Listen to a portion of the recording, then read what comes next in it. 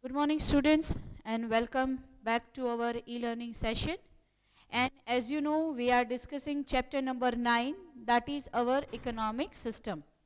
And today, this is the second lecture for chapter number 9. But as we have to start our day with prayer, with positive quote. I told you before you start your day, before you join your online classes, you must pray. So let's recite one shlok. Om Sarve Bhavantu Sukhinah Sarve Santu Niramaya Sarve Bhadrani Pashyantu Ma Kaschit Dukmapnayat. Om Shantihi. With one positive thought for the day. Stay positive, work hard and make it happen.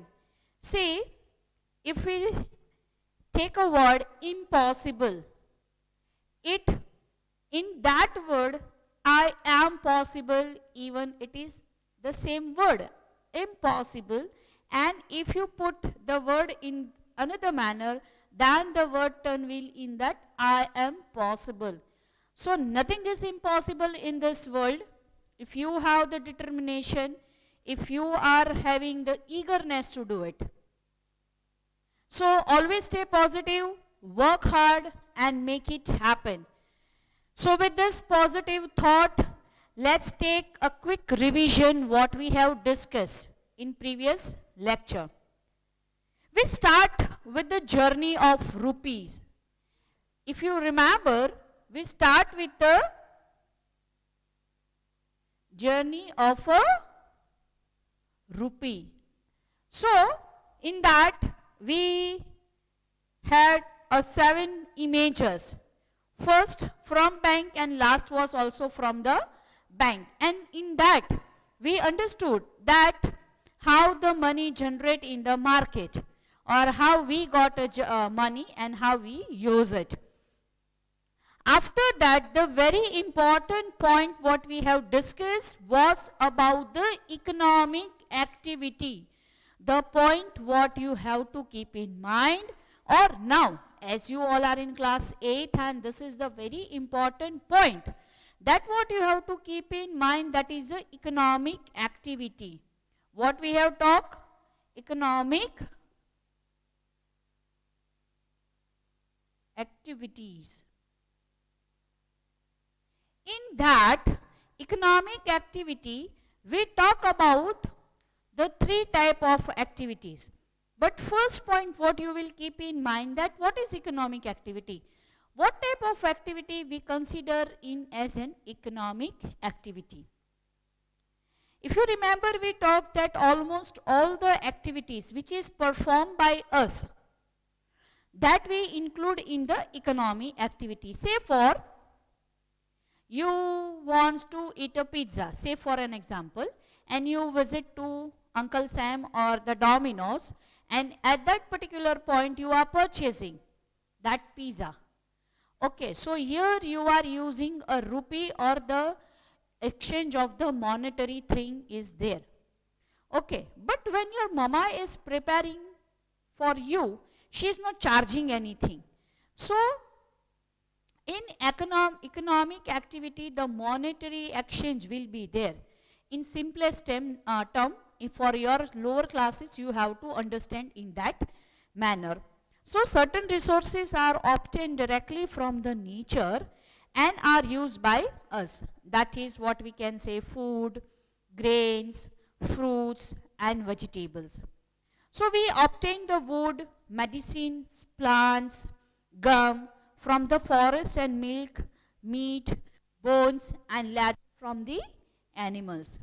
So we get fish from the water and minerals from the beneath of the earth.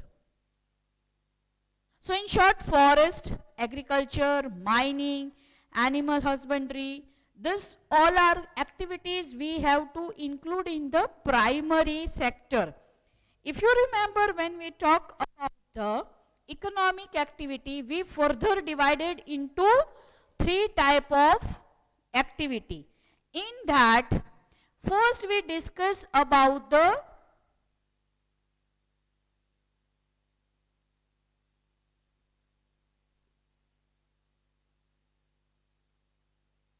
we talk about the primary sector. What we have talked about? About the primary sector.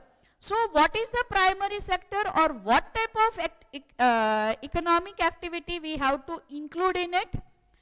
So certain resources, again I am repeating this, certain resources are obtained directly from the nature, and these resources we use as a basic raw material, so it is considered as a primary or the basic resources. So certain resources are obtained directly from the nature and are used by us, that is a food, grain, fruits, vegetables. So we obtain the food and the medicinal plants, gums from the forest, and milk, meat, bones, leather from the animal. So we get fish from water and mineral from the beneath of the earth's surface. See, basically iron ore, and that we get from the, it is a mineral. Silver and gold, this we will going to talk, and you know this is a mineral. And this we got it from the beneath of the earth's surface. So as this all are the basic raw material, and with this raw material we use and we prepare further things. So these industries we have to include in the primary sector. Okay.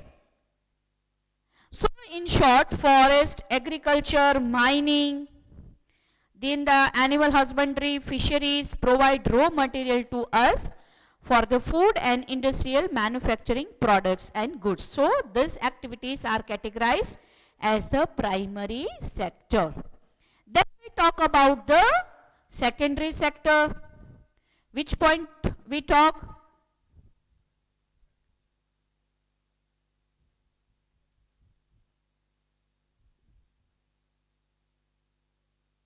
Then we talk about the secondary sector. Primary means the basic resources by which we use to make further things. So now we are going to talk about the secondary sector. So it is also known as the manufacturing sector. Here two names what we have to keep in mind.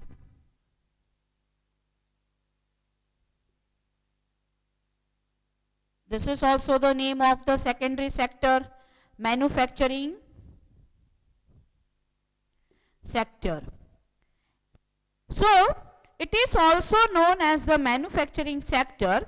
Certain primary products are such that it has to be processed into the finished product to be of any use to us. Such an economic activity is called the activity of secondary sector, and that is the manufacturing cotton textile from the cotton, extracting oil from the cotton seeds, making the jaggery, and sugar from the sugar cane, making the bricks from the soil, small and large scale industries, manufacturing machineries, means of transport, means of communication, electric equipment, consumer goods, chemicals and dyes, clothes, defense equipment are a part of the secondary sector. And that is why also it is known as the industrial sector.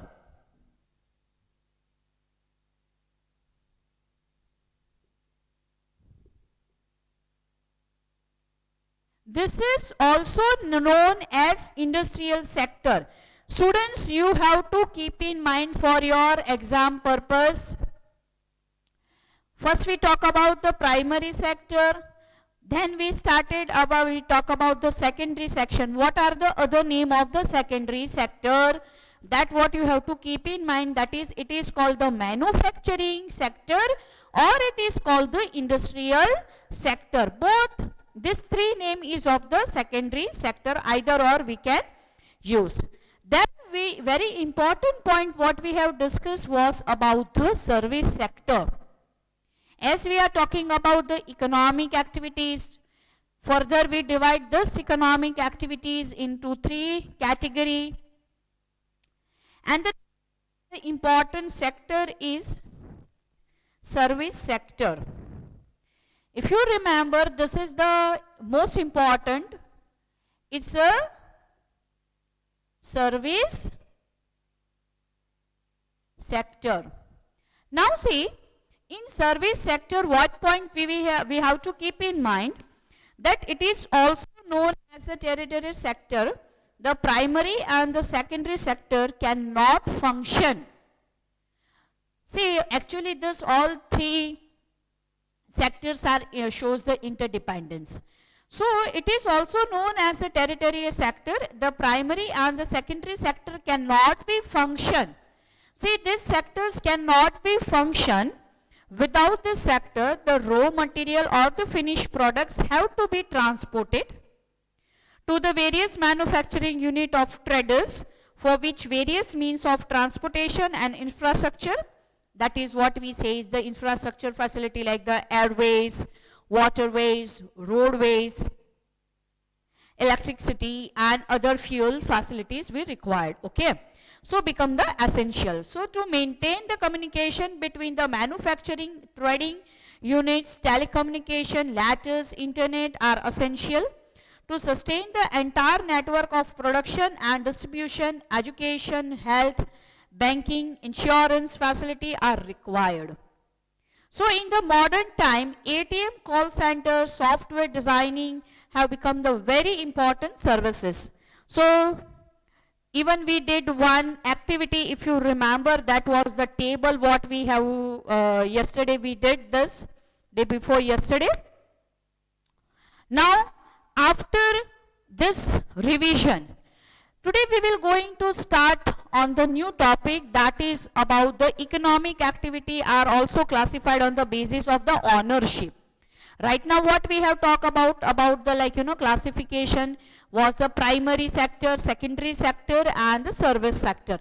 Now we have to understand this activities, or activities also, like it is also done on the basis of the ownership. So yesterday I did one work. If you remember, the importance of the service sector has been increased day by day. I told you to write in your own word.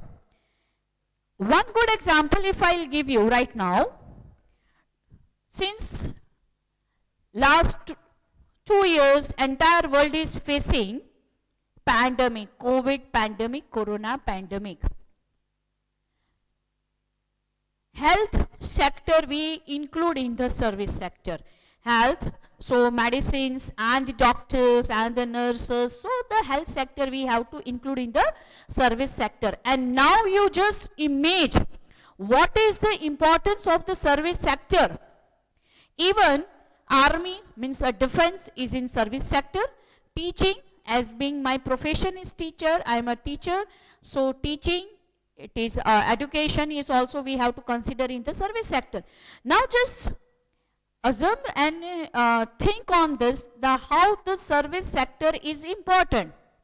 Think the life without the doctor and the medical facilities. Think the life without the police and the defense services. We include in the service sector. So this is the importance of the service sector. I am just giving one few example. So how do we account the value of goods and services of the various sectors? Also calculate the total production. This all are the concept of deep, the economic concept. We'll later discuss on this all. So the farmers sell wheat at the rate of 15 rupees kg to the flour mill. That is the turn into the flour and sold to the biscuit making the company for 20. Now see, this is called the price mechanism actually. And this is a one entire concept for economic price mechanism. See, a small size pizza you are purchasing for, say, for 150 rupee. If you remember when our offline classes was there and we did this activity, if you remember.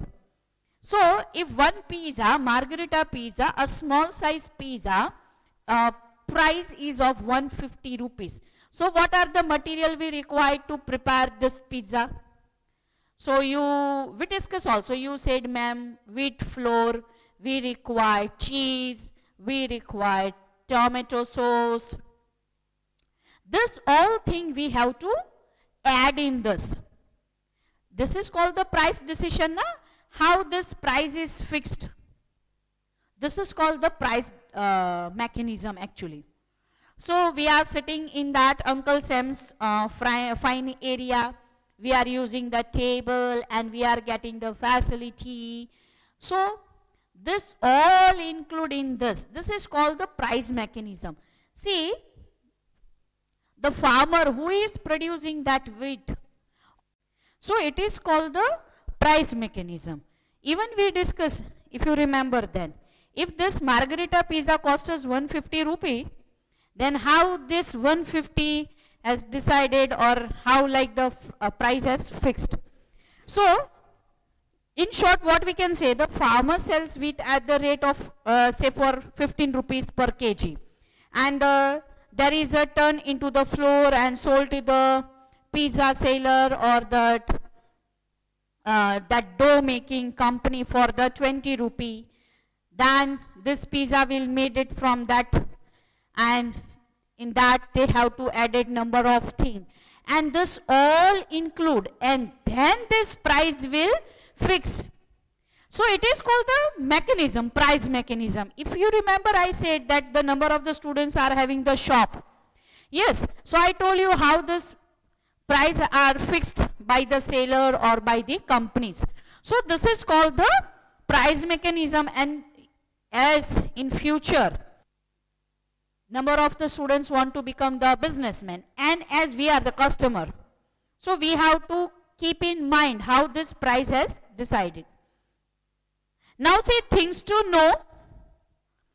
See the picture and notice the components required to get a tea as the end product. Now, what is the inflation? Actually, what is the of the inflation in the market? That what we are discussing. So 1 cup of tea costs rupees 10 rupee nowadays, but here it is given 7 rupee and 50 paisa to the owner of the hotel, and he earned 2 rupees and 50 paisa. What example it is given?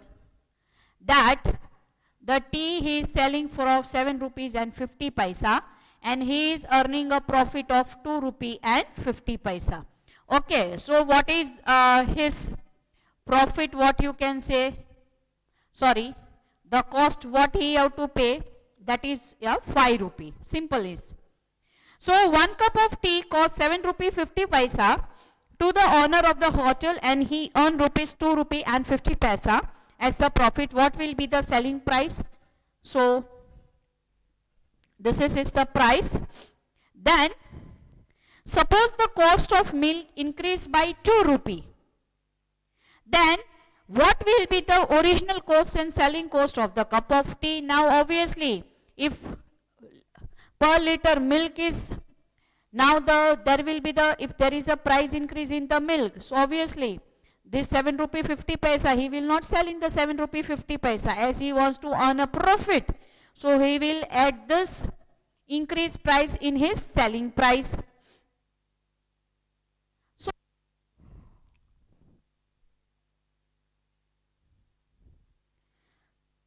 what will be the effect on your household budget if the price of sugar increase by 1 rupee per kg? Here you have to add this. Okay. So what will be the effect on the bus and the school bus fare if the price of diesel increase by the 2 rupee 50 paisa? So this all are the things. It is called the price mechanism actually. And be a customer, we have to keep in mind, and if there is a price increase in any goods or services, it will affect on our life. So think, it is given, it is asked actually, who increased the price of milk, sugar, gas, diesel, and why? Who increased? You have any idea who increased the price in the milk, or in the sugar, or in the grass, or in the diesel? This all are the thinking point.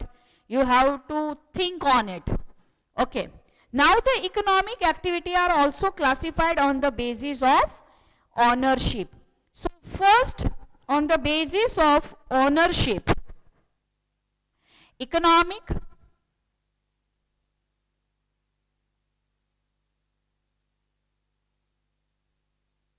activity basis of ownership. So first it is government. It is called the government ownership. First we will going to talk about the government ownership. See, the industries which are owned by the government and are run under the policies of the government are the public sector. It is called the public sector. It is called the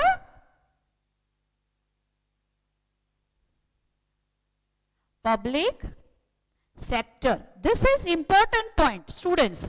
For your class 9th and 10th, this term you have to remember. Public sector means what? Public sector means the companies or the activities which are performed by the government, owned, run by government. It is called the public sector. So the industries which are owned by the government and are run under the policies of the government are the public sector. For example, Bhilai Steel Plant, Bharat Heavy Electric Limited, that is a BHEL, Oil and Natural Gas Corporation, even the railway lies in this category. So, first this point, government ownership means what? This can be a 1 mark question. Government ownership, or what do you understand with the public sector? So, the activities or the units which own and run by the government. So the industries which are owned by the government are run under the policies of the government are the public sectors. Examples are given, so you have to keep in mind that example as well. So that is the Bhilai Steel Plant, Bharat Heavy Electric Limited, ONGC, this all are the government industries, what you have to keep in mind. Then comes the private. Few activities are done, performed by the government, few by the private sectors, which is owned by private companies, owned by individuals. Okay. So the industries which are owned and run by private owners are termed as a private sector units, which is owned and run by the any individual or the private companies. It is considered as the private ownership. For example, Tata Iron Steel Company, that what we say is the TISCO. Reliance, you all know. Reliance, Torrent, Cadillac, this all are the private company. We are talking about the economic activities on the base on the ownership. First, we talk about the government ownership.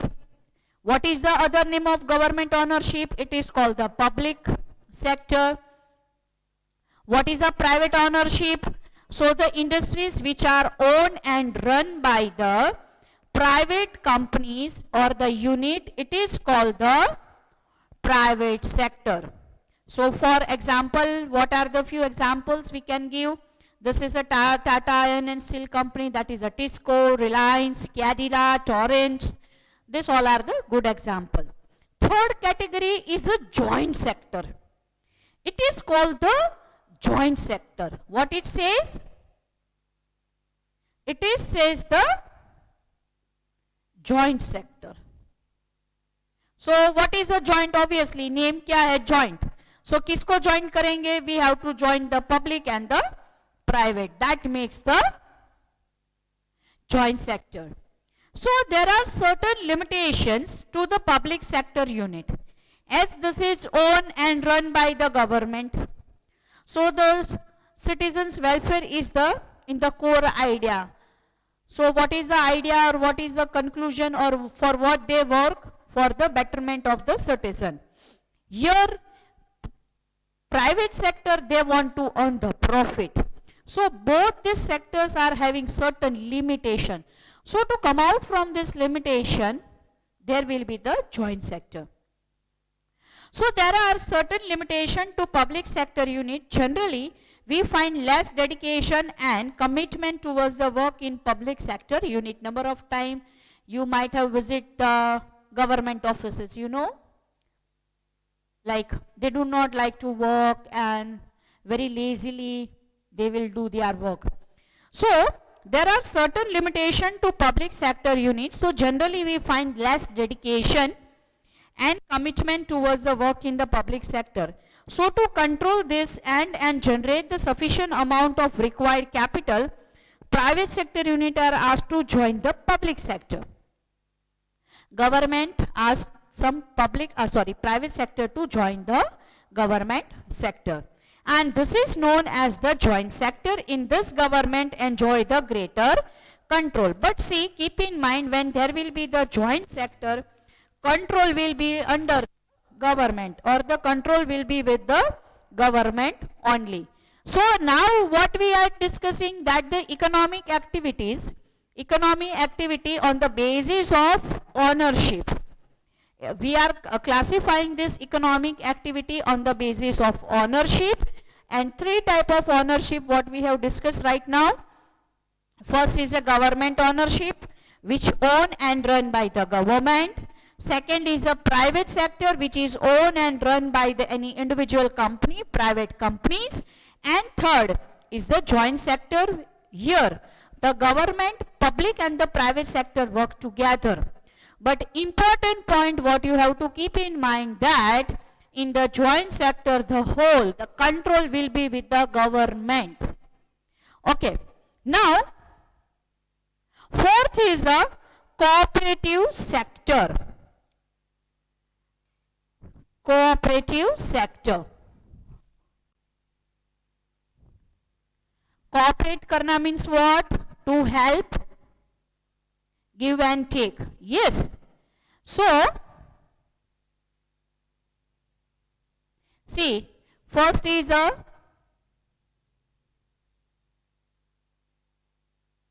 government, that is a public sector.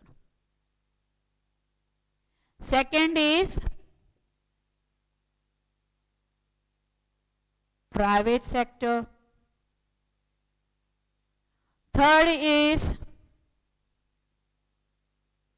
joint sector. Now,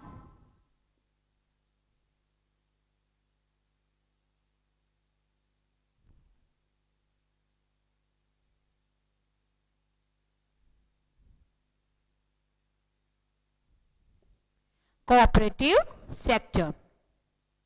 See, there are many people in the country who are not economically very sound. Not very sound means they are not able to fulfill their basic requirement. In other terms, we can say that they are the middle class or from the poor class. So, there are many people in the countries who are not economically very sound.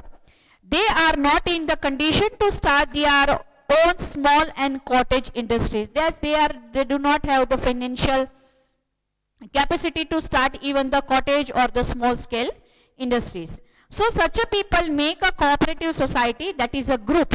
Cooperate karna matlab to make a group to help one another. So where they undertake the manufacturing and selling process. Thus unit that the start with the cooperation of the group people are known as the cooperative sector.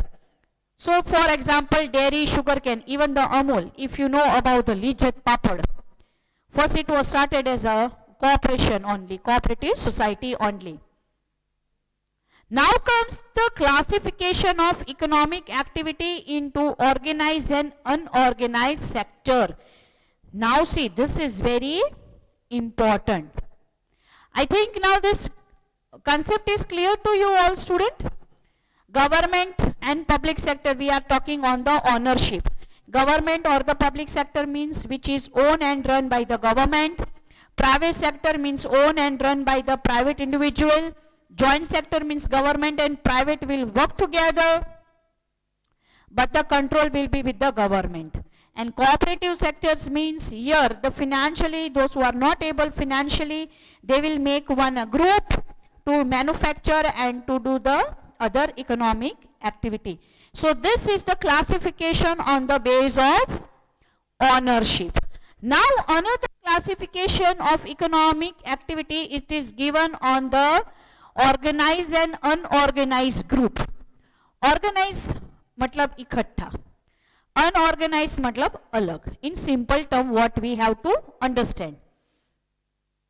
See, two persons are given here. First we will start with an example. One is a Kanta, second is a Kamal. Let's talk first on that so you will have a better understanding.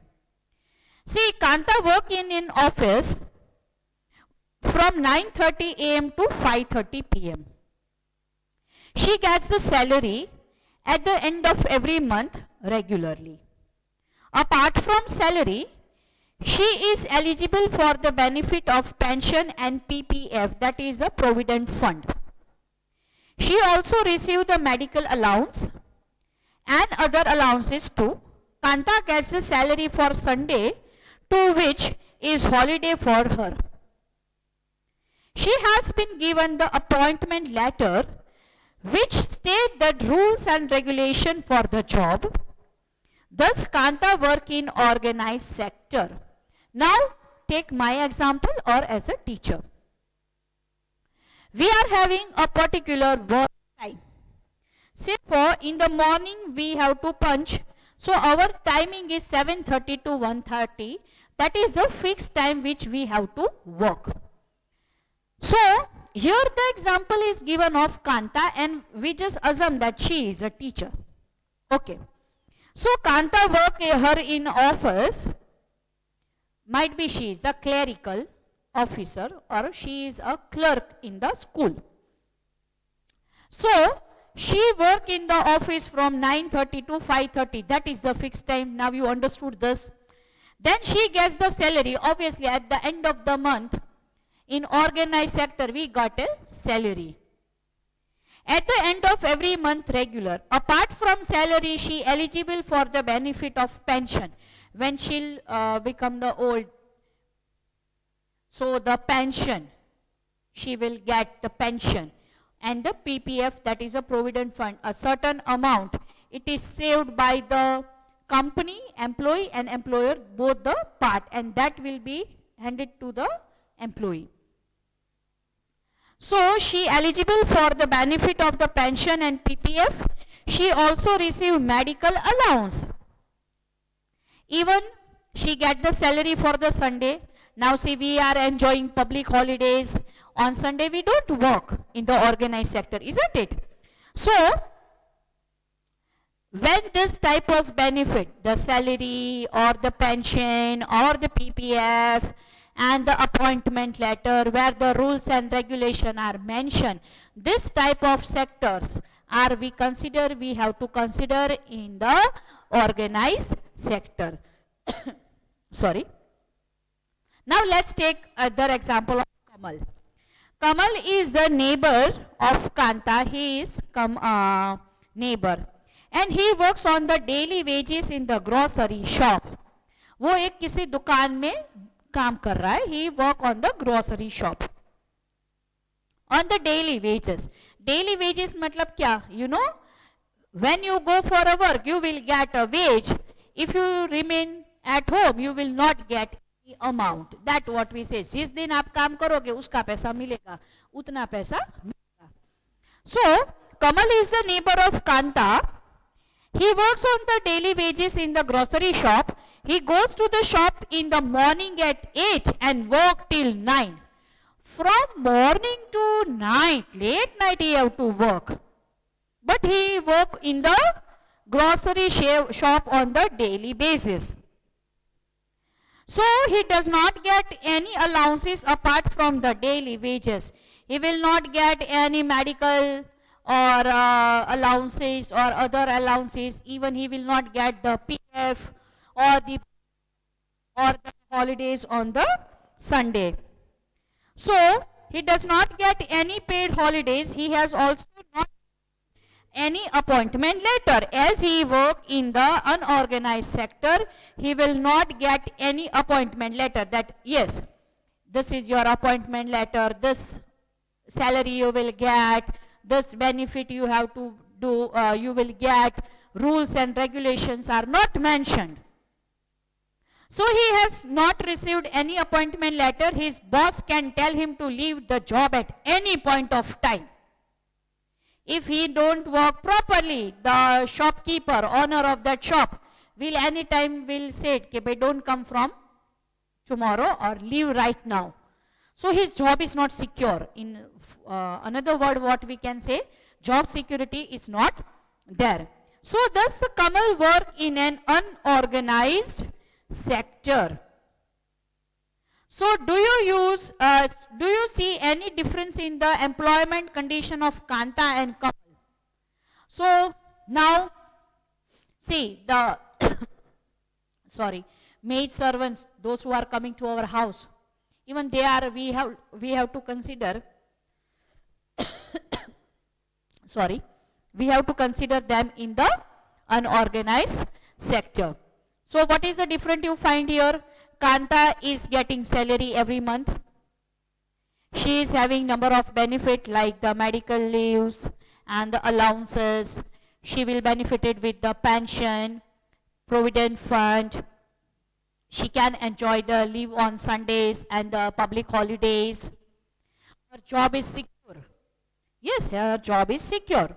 But if we talk about the Kamal, so first important point, his job is not secure. There is no job security. He is working on the daily wages. He will not enjoy any type of holidays as it is. He is working on the daily wages. Then morning, the working hours are not fixed. This is also the different you find now, where Kanta have to work for 9:30 to 5:30. Here the Kamal have to work for morning 8 to late night 9. So working hours are more, even it is not fixed. So this is the differentiate between organized sector and unorganized sector. See, things to know, the government has made the certain rules for the unorganized sector unit, but the owner in the unorganized sector do not implement them in the reality. This is the, we can say, fact that government had made a number of rules for the unorganized sector, but the people are not understanding or they are not taking this into the consideration. So in next lecture we will continue this chapter. We will talk about the liberalization, privatization and globalization. In 10th we said this as a LPG. You will say, ma'am, LPG means the liquefied petroleum gas.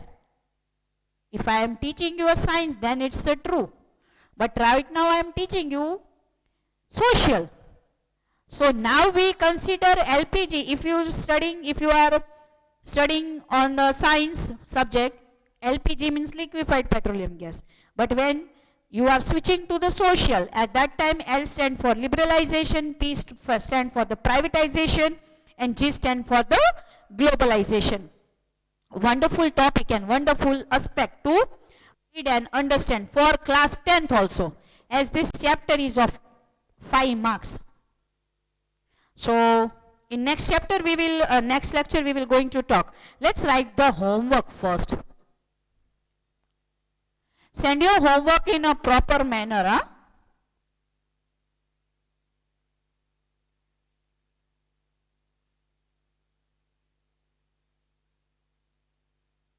What is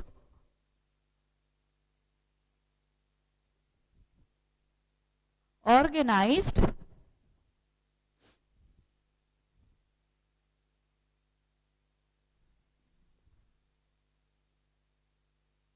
What is organized and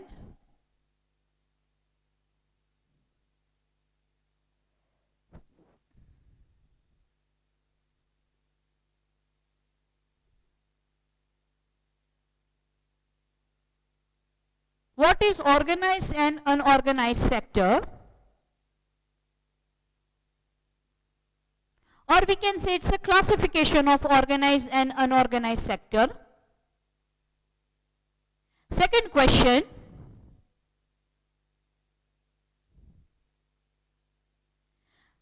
classify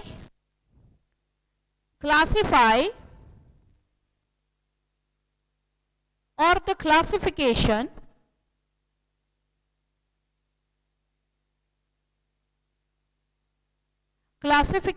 of economic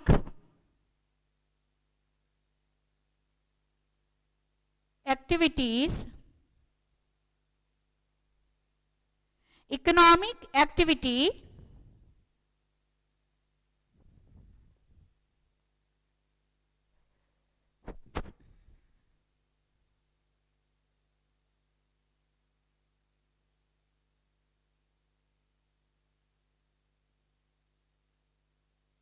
on basis of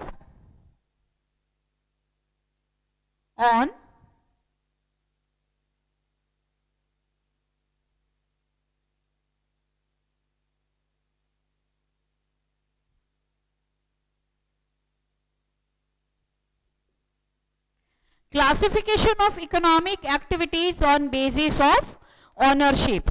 So here you have to classify this economic activity on ownership, that is a 4 type: government ownership, private ownership, joint sector and cooperative sector. This is your homework. 2 questions you have to write.